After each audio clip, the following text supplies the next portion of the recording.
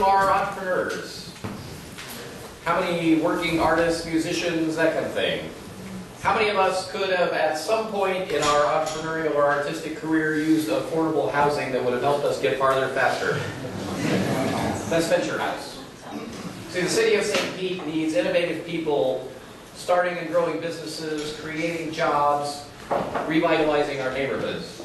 The city of St. Pete has a whole lot of houses that are abandoned, they're boarded, they're vacant, they're in foreclosure. They're often in those neighborhoods that most need some revitalizing. When you put those two together, you get a really exciting opportunity. That's what we're up to at Venture House. We've got a couple of community partners I'd like to thank. This was the winning pitch at the Florida Next Foundation St. Pete Impact Forum. Bright Community Trust, one of our big partners, and the Community Foundation of Tampa Bay. I also want to recognize a couple of my team members here. Anthony Jones, who was the county's Community Development Director, head of the Housing Finance Authority. Way better than Anthony. And Rob Bosick, who was with the Department of Housing and Urban Development in Chicago for a while. He's now a working artist here at St. Pete. So we've got a fabulous team. I'm Frank Wells. Most of you probably know me as Frank Wells with World Power and Water. That's my day job. This is a community project we're trying to get off the ground. What World Power and Water has helped me understand, though, is how to do large-scale structured finance, which is an amazing tool that's not often used in affordable housing. So that's what I'm contributing to this. So this is what Venture House is all about. Entrepreneurs and artists, housing, neighborhoods, jobs, economy. Why do we need to do this? Drive around St. Pete and you can see houses in foreclosure. You can see houses that are boarded up and vacant that with a little touch-up could be a great place to live instead of in neighborhoods like this. These are pictures I took driving around with the city's neighborhoods director, Mike Dunn. Literally out the window, those are literally 3 blocks apart. Foreclosure house, boarded up vacant house, great block. So we just need to work a little bit. How much work is there to do this? This is a map of the city of St. Pete. There are over 800 houses that are boarded up and vacant in the city. That's terrifying. There are over 5,000 that are in some step of the foreclosure process, and a lot of these are concentrated. Look at the red dots and the blue dots in the community redevelopment area, CRA zone, 4th Street, over the interstate and so forth. Look at a couple of concentrations, right? Just south of downtown. Downtown's right there. If we could make a difference in some of these housing areas, you can have a great house that's in proximity to the university. It's in proximity to where the marine science cluster is, the medical cluster, but it needs a lot of help. Warehouse Arts District, another place with a great cluster of properties that could use some revitalization in proximity to where there are a lot of working artists. So what does a Venture House look like? I just picked one out of Zillow in one of our target neighborhoods. Here's a 4-bedroom, 2-bath house. It's currently listed at $80,000.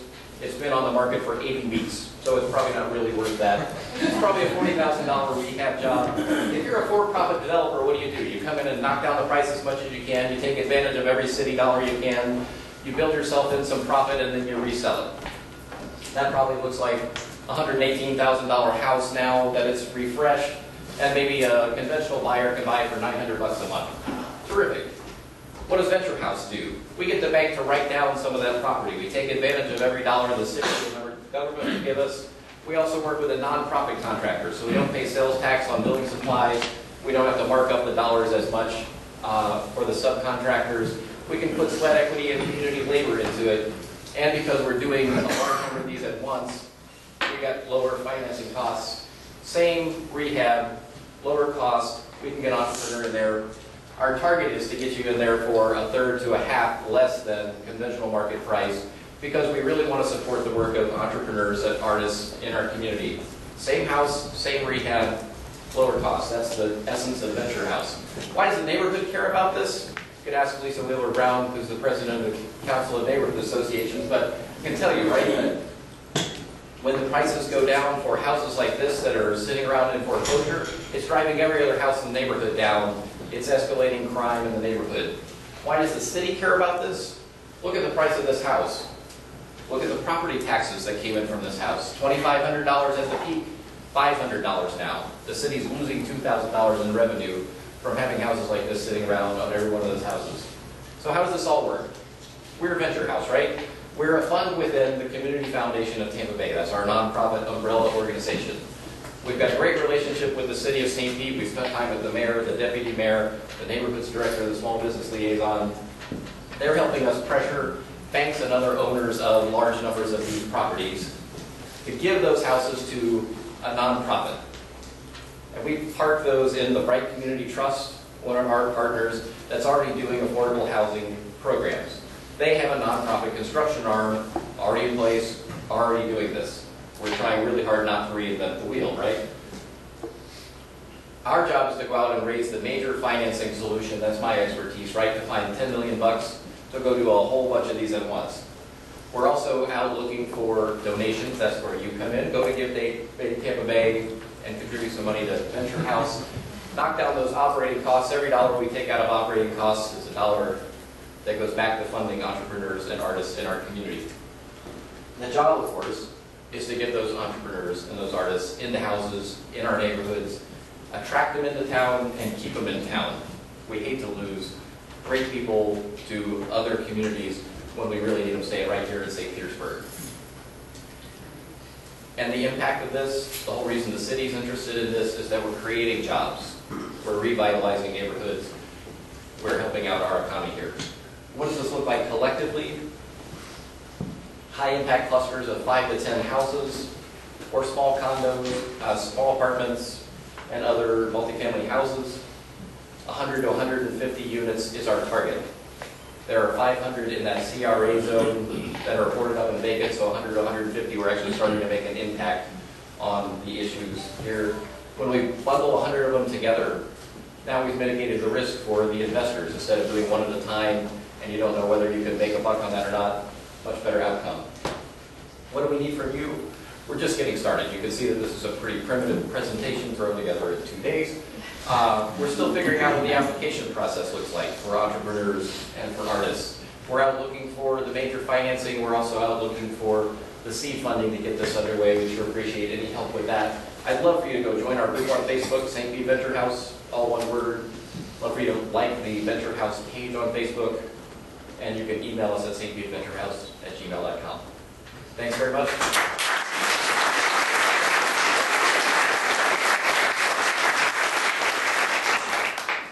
Sir.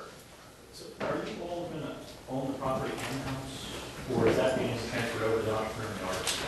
So the way a community land trust works, Anthony can answer this better than I can, but I'll give it a shot. We'll own that house and the property. We can sell it or rent it to the entrepreneur. If it gets sold, though, the model says you can buy the house, but you have to sell it to somebody else who qualifies for the program, and you can't capture all of the equity growth that comes out of that. So if the house, we revitalize the neighborhood 2 years from now, your $100,000 house is worth $150,000, you don't get the windfall. That stays in the community trust so that we retain affordable housing. You'll get enough out of it to get into your next house and whatever, but our model is to create and support affordable housing for our target markets. Can you explain the criteria of what an entrepreneur and artist is and what they would be asked to do in the community? I'd love to. That's part of this. We need help figuring out what the application process looks like, because our target here is to help working entrepreneurs who actually are committing to stay in the neighborhood, create jobs in the city. What that looks like, how we weed through business plans. I mean, a lot of us help evaluate and coach that, so we have some experience looking at what a business plan looks like, what the impacts look like.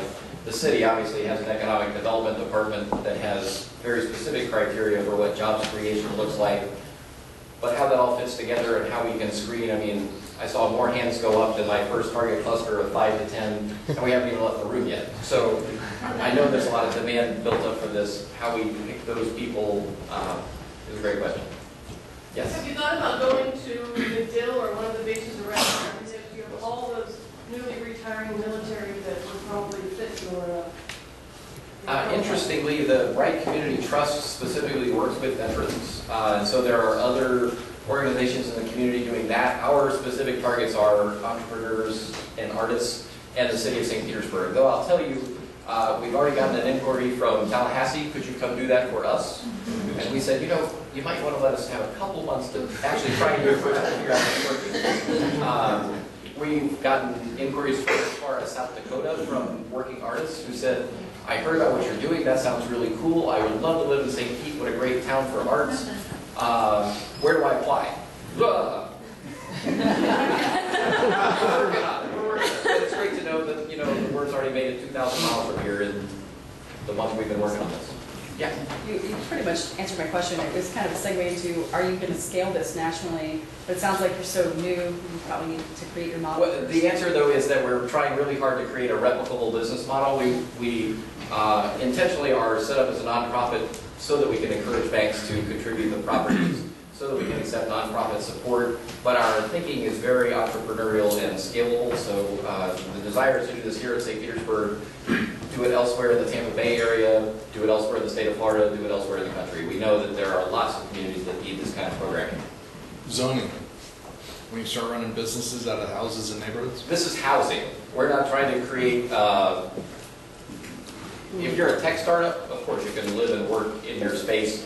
I can certainly see 2 or 3 entrepreneurs getting a house together and living and working there. That's a fabulous outcome. We're not encouraging you to live in one of these and open a dental practice out of it. I will say, though, that for working artists, we're already looking at some small multifamily, like an 8-unit apartment building where we can knock down some walls and make you a really cool live-work studio space that does fit within the city's zoning requirements.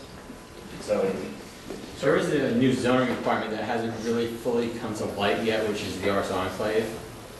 It's like an overlay which artists can actually move into a community and help develop a new development for that community, and actually the focus of that can be bringing more artists. that would be great. Actually, it's been approved by City Council. It's just waiting now to get final approval on the changes. And I know Old Southeast and Kenwood are actually working on the process now. We'll try to get plugged into that for sure. We've got a great relationship with the city, so I'm sure they'll help us out. Yeah. Just for everybody's knowledge, we're working with Frank on a for-profit venture, the purpose being of generating profits. Part of it's going to go back to the venture house. So we are looking for artists to help and support. So if you want to get in touch with us, please do so through Frank. Thank you. Yes, sir. Down in Sarasota County, Bradenton and Manatee has a great arts district, and Sarasota has one, and Englewood is developing one. They went in under mixed use overlay. And we have an overlay district like that called the Warehouse Arts District. That's terrific. I think, though, that we'll find that there's a desire for better housing in close proximity to what could be great live-work studio space. Can you talk a little bit more about the point of actually selling the house you have the church for, and then having them take some of the profit and not all the profit? Sure, so the numbers look something like, let's say you buy a $100,000 house, and you're allowed to take out, let's say, 3% a year, a modest return, right? So you're generating some equity in the property, and we can create the same kind of incentive for you to rent the property and take great care of it, to help you purchase your next house. So you sell the property to another entrepreneur or artist that qualifies for the program, and Bright Community Trust manages that transition. You have to meet the application requirements, you have to get the loan and so forth approved. When you sell the property, you get to take some of it, and the rest of it stays within the trust. So there's some private ownership. Right, absolutely. And, you know, a savings component, just like anyone else buying a house. Yeah. Have you looked at other cities? I haven't seen any proof points of how this has been done in other cities, and I know it has. Seattle's done this with condos. Detroit, I'm sure, has done something like this. Where are your, because we're also looking for, you know, what's the application process? Other cities have tried this, so in the spirit of not recreating the wheel, what other programs have you looked at? So we know that Kansas City is doing something vaguely similar to this. Baltimore has a program a lot like this. Detroit is doing a program where they're doing a single house at a time and crowdfunding each of those houses and rehabs, which is kind of a cool model. I love the idea of getting the community involved in a very specific house. So we know that there are some models out there. The piece that has been done less often is raising the large structured finance fund to go out and intentionally do a whole bunch of these and share out the risk across a large pool. Mike, I'd like to add that I'm with Bright Community Trust, Anthony Jones, and one of the partners here. I'd like to add that the community land trust model is, as my attorney says, it goes back to English common model. We won't take it back that far. But it's very successful in the Pacific Northeast and Northwest. We actually have 21 in Florida. I think it's 21 at last count. But one of the biggest programs of shared equity is County Maryland. with their inclusionary housing, they call it their inclusionary housing program, where anybody who's been there knows how expensive it is. Yeah. And so you buy a house at reduced cost, but in exchange for that, you share the equity growth on that and pass it on to another person. So on that piece of it, we've learned a lot. I think what's different and unique about this is those have just typically been market solutions. Here you're using that market solution to draw jobs with a structured finance model instead of having each individual have to go out and financing that whole, some kind of other process. This looks wonderful. I'm a little confused about the funding of the idea. I've heard nonprofit and profit spoken, and I'm seeing seed funding for the impact investors. Are there some investors that are going to get a return, and investors who are donating just because they want to support it? So the large-scale financing, we're expecting to get at below market rate, but still generate some return to a bank that puts up that $10 million in funding. We call that an impact investment, right? Because they're not seeking a market rate return, but they're still making enough to cover their costs on it. The good news for the bank is they can borrow that money at like 0.5% from the Treasury and deploy it for us, just make enough money to cover the admin costs and lend it on to us to have this kind of high impact. We use that pool of funds to leverage those nonprofit donations and have a much bigger impact than we could if we were just seeking donations. I mean, $100,000 gets us, what, one house maybe, without any overhead? Or we can use $100,000 to leverage $10 million of funding and do a whole bunch of houses. That's the idea here. When I've heard you describe this before, what strikes me is, I see it kind of like a tree. You're really planting the roots in the trunk, but the economic and community impact is like all of the branches. So it goes far beyond, just affordable housing. So can you explain a little bit more about just all of the ways this really does impact, a neighborhood or an economy, and also if you have any information on projected economic impact? Big. Sorry. Yeah, exactly. Somebody from the city here can tell us if that's sufficiently quantified.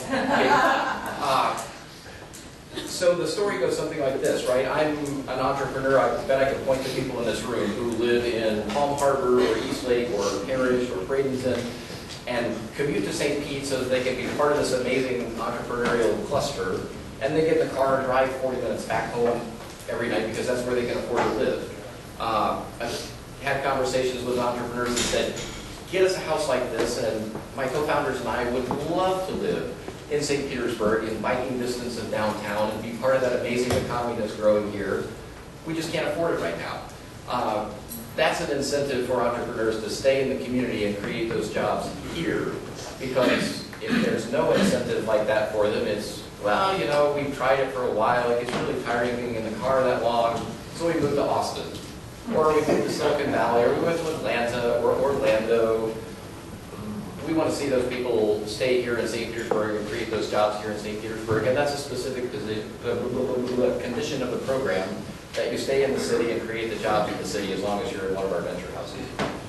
Good morning. I think only 2 days. On the essence of the tree, who maintains the properties after you see open? Is it the art entrepreneur person? Is it the program? Who continues to maintain the actual? So the Bright Community Trust is our partner that continues to hold the properties in trust and make sure that the entrepreneurs stay in the program. Venture House will stay involved and help them along. We want to make sure that people are staying in the house and still creating jobs and meeting those impact targets. We're expecting that the city and the county are going to want to partner with us to further that economic development impact for sure. We do want to support entrepreneurs, though, that try something and crash and burn and want to try something else. Because that's the experience even in Silicon Valley is people start 2, 3, 4, 5 ventures before something actually works. That's great. We would love to have those kind of brains stay here and keep trying something. The goal, like I said, is to lower your housing costs 1/3 to 1/2 to make it possible for you to try that. We're hoping it just helps tip the balance from I've got to work a full-time job and work on my project at night to, I can take a couple shifts at a bartending or at Starbucks or Kava, even better, and really focus my major attention on getting this business off the ground. So, help me understand, so the county and the city is, you're going to work with the county and the city on programs to help maybe the actual home after the CO, and you've got an article or entrepreneur person in that home, or persons. To actually physical. take care of the lawn maintenance, the air conditioning. Well, the home is owned by you, it's your home. And so the owner has a 99-year lease basically. Okay. And so they get tax deduction for the mortgage principals and all that kind of stuff, and homestead exemption. So it's treated like anyone else's home, they're in charge of maintaining it. Right, community role is to make sure that it is, that, you know, in terms of your lease, that it will maintain to a certain standard of community, whatever the standard is of your lot. And I guess that's like a nasty letter. But if all else fails, the lease allows right community to come in and cut the grass and charge you for it, right on your fee. And you know, so I mean, it's sort of a little bit more, even though it is your private ownership, I think someone said, it's a little bit monitored private ownership. So that because our whole goal here is, I always tell Frank, housing is a great tool, but our goal is neighborhood revitalization, creating jobs. And so if the houses are maintained, we kind of move on to neighborhood revitalization. The other thing I think is worth pointing out is housing in Pinellas County is fairly tight right now. Affordable housing is exceedingly tight. So there's a big, if you're in a house at half the price of market rent, and you know that there's a waiting line of dozens of people behind you, you've got a really strong incentive to take good care of that property so that you keep qualifying so you can stay in it. Because otherwise it's got somebody else that really wants it. I think it's a great program. You know, as far as the tree grows, you know, we're already seeing it as far as like creative types being able to afford housing.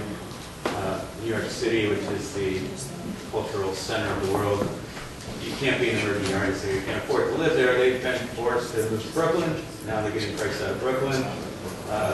So you don't want to see the same thing happen here. And the city has worked with the artists quite a bit in projects like the Art in Transit, trying to get the artists to design transit stops, etc. And so to have that affordable housing creates more branches on that tree as far as what's going on in the community. And something that may be related to this, that you may want to check out, is on the 24th of this month. St. Pete Preservation is doing a forum on creative placemaking. So that'll be in the Warehouse Arts District at Saltwater Studios. And I would certainly say our interest is in, to the extent possible, some of these are great historic houses, and we'd love to retain the character of the neighborhood. Go figure, given my day job, we do renewable energy. We've already had some conversations starting with Duke Energy about partnering with us to make these homes really energy efficient, even solar hot water and those kind of things that you put the funding in once from a partner that has that interest already in their own best interest, and you drive down the operating costs for the entrepreneurs that live there. Yes, sir? Is Venture House a not-for-profit 501c3? Venture House is a fund within the Community Foundation of Tampa Bay, which is a 501c3 nonprofit that's been around for 25 years. Related to a division of the fund? We're a program within the Community Foundation. So money given to that fund is a charitable contribution? Yes, exactly right. So you can write a check today to Community Foundation of Tampa Bay, put Venture House in the memo, and we'll get your money to work, I promise. Do you have any houses at this point, or any leads for houses, or anything?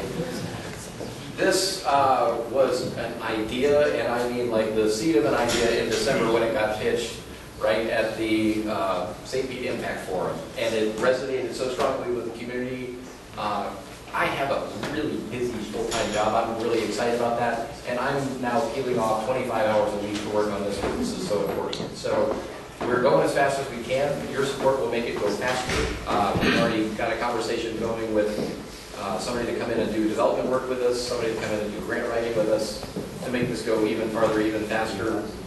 Our hope is that we have our first cluster of 5 to 10 houses identified, purchased, and in the rehab works by the end of the year, and have our pipeline of applicants from entrepreneurs and artists in the works by the end of the year.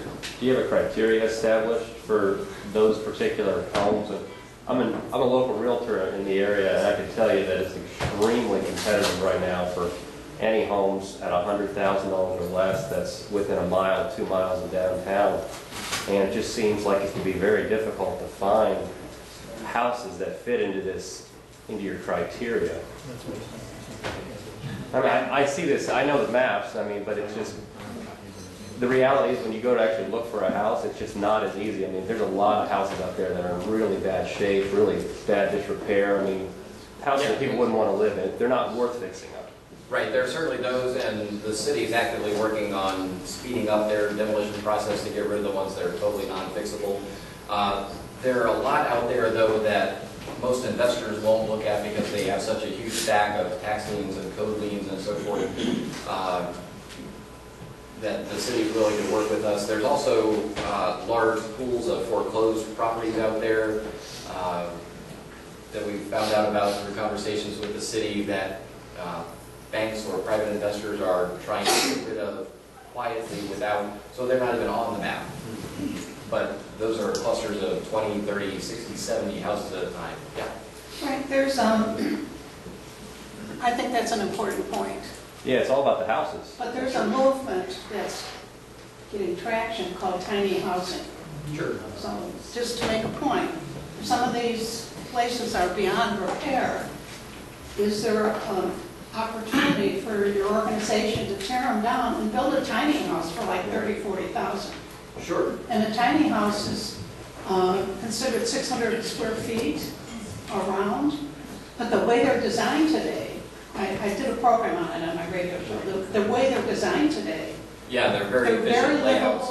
Right. You can put, extensions on them, that like patios and things like that. Yeah. But that would be a more viable.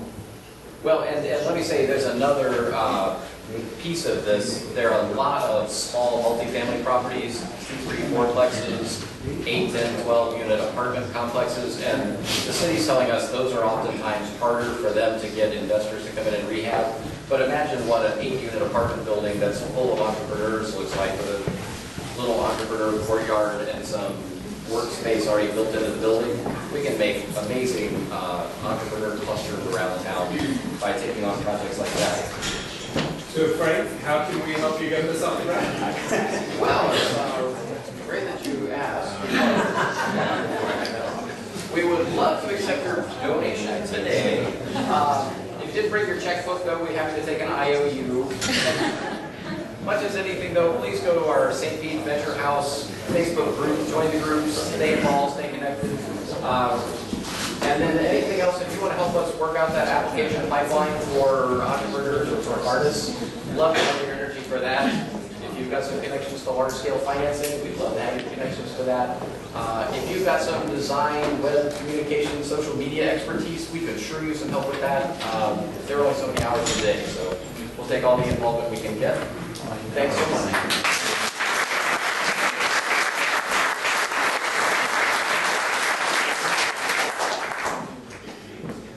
So thanks everybody for coming.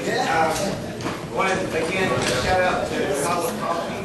We really appreciate them being our coffee sponsor for this. We're always looking for companies to present. If you would like to apply for that, or you know somebody who might want to present, go to 1millionplex.com/St. Pete, and there's a place to apply for that.